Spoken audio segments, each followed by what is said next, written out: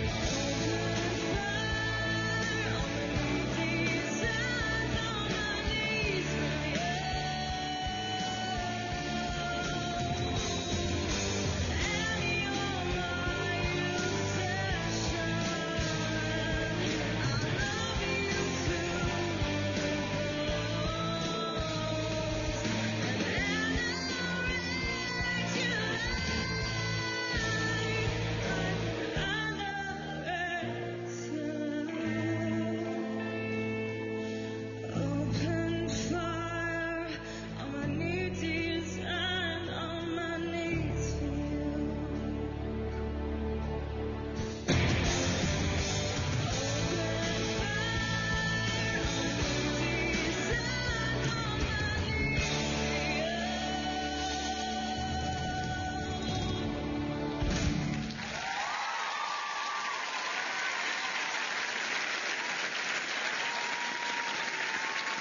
Hi, Sophie. How are you? Good. Good. That was really good, but I think, what a lot of you are suffering from is what we tried to talk about in the workshop this week, and that's, stagecraft and owning the stage and feeling, sort of moving around it and feeling confident and engaging the audience. A lot of the time, you basically sort of sat there and then stood there. But it was a good performance, and you picked a song that wasn't on the list this week, which I think shows that you're, unique and know exactly what you want. You've got a unique style, which I think is great, but you've still got to work a lot on just the stage presence. Yeah. Thank you. Cheers. Pleasure.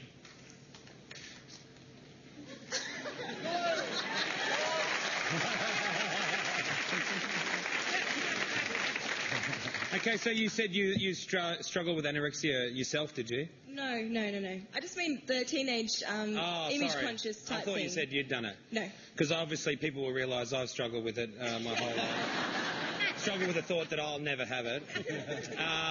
Look, I think you did a good job. I also watched the rehearsal where I was laughing in the room thinking, great, here's our first disaster.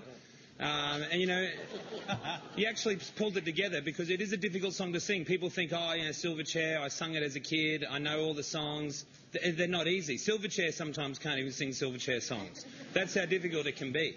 But I think you did a reasonable job. I think, you know, you look good. I think you're starting to pop your head back up above the surface again, which is exactly where you need to be. Nice work. Thank you, Kyle. Cheers. Yeah, I was... Sophie, look, that is a really tough song, and I think you did a really good job of it. Pitch problems could have been an issue, but they weren't. You really stayed on it. It was good intensity levels. I think your default position is this, you're like this mournful, introverted type, which is good for you. It's a good positioning statement for you as an artist. You know, the thinking person's bit of crumpet. But at the same time, you've got to step up in terms of personality. You look fabulous, but I still don't know an awful lot about you. And if I don't, I'm sure the public don't either.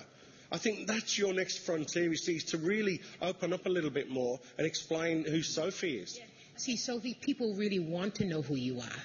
They're intrigued by you, okay? So the thing you've got to do is allow them into your world by stage presence, by not just sitting there, by walking forward and making them want to walk to you, okay? Yes. It truly is a trick, but gosh, it works, you know what I mean? It really works, and you've got all of the facilities to make that. Yes, dear?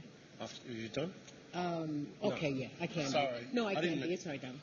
I just wanted to say to you, every time you film a package like that or do an interview or sit on the couch and speak on this show, it's an opportunity to send a message about yourself as an artist. I don't think you fully grasped that yet. Right now, you've got a chance to send a message. I think you just shrink from it a little bit, and that's what you're going to have to really get a hold of in the next few weeks. I'll let her do it now. What's your message? Say your message now. Oh, my God. Okay, well, I don't okay, you workshop it. You workshop it. Next week.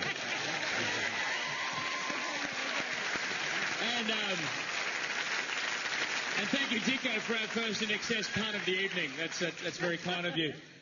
That's a tricky song. I can see what they're saying, but that's such a very heavy song dealing with such heavy subject matter. If you were to, you know, dramatise it anymore, you kind of risk going over the edge and going too full on. So I personally think you played it great. If you want to see Sophie out of the bottom three tomorrow night, you've got to vote for her. SMS Sophie to 191010. Or you can call 1902 555563. We'll open the voting lines after tonight's last performance.